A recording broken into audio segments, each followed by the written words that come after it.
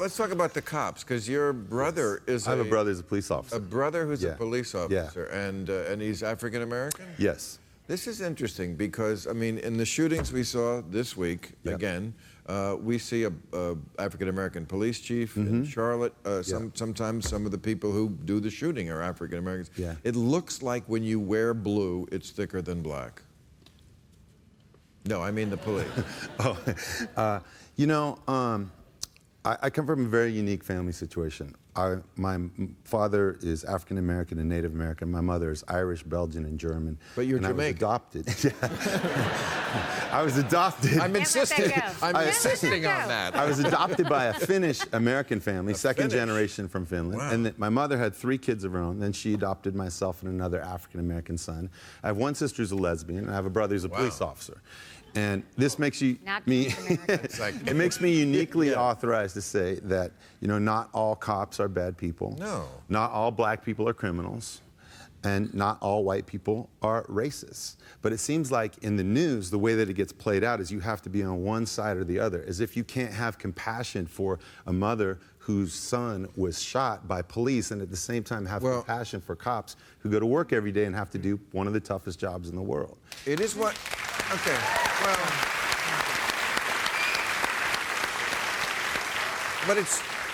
But it's not one of the most dangerous jobs in the world. They have stats on that. Okay. It's not in the top 10. Things like fishermen, electrician, cab drivers, those daredevils. Yeah, but the fish don't have open carry laws. I understand. Look, I could never be a cop, and I admire that they can. But look, you have to do it better. No doubt.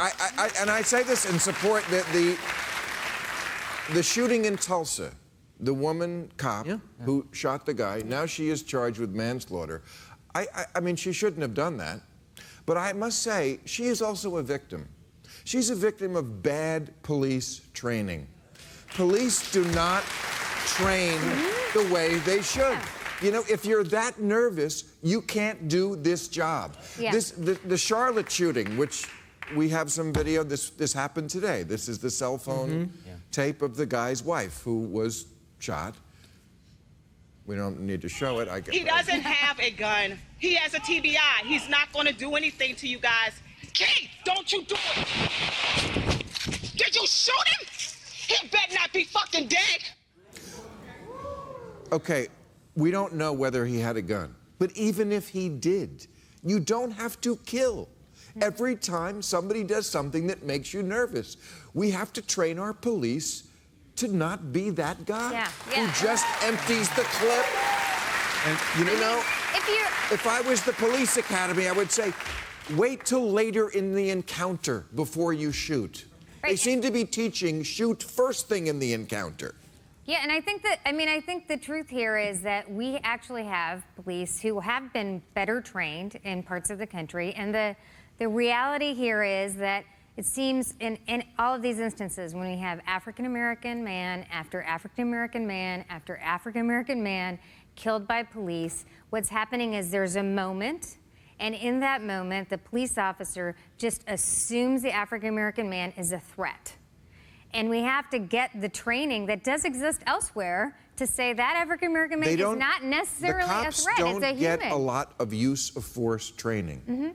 And there's an issue of implicit bias, and there needs to be guidelines across the country about how to use force better. There's also this idea that any black man, if they did some minor infraction and then got shot, deserved it, like as if it was a death penalty to just be having your hands on the steering wheel instead of giving your license immediately. But it's also not helpful to police. It's not, I mean, when the African-American community or any community feels threatened by police, it actually makes policing much harder to do, and it threatens more police over the long term. People who are doing a good job and also, by the way, like this either. It's an open carry state, North Carolina. So we apparently live in this country where it's open carry really just for white people.